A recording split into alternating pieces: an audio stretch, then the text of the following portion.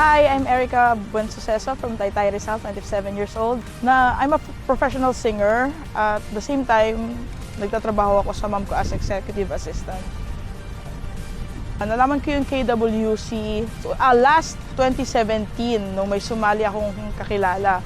Then, sabi ko gusto ko mag-audition, kaso hindi ko alam kung saan mag-audition. Until nakita ko nitong 2024, na magkakaroon ng audition dito sa Metro Manila. Kaya nag-take ako ng chance para sumali. Nag-audition ako para sana i-share sa buong mundo yung talent ko. Since yun ang bigay sa akin ni God. Ang inspiration ko sa pagsali is yung mom ko. Para since single mom, gusto ko sana ibalik sa kanya yung mga efforts at support ang binigay niya sa akin. So kaya ako sumali dito para naman ako naman ang magbigay sa kanya ng mga nagawa niya.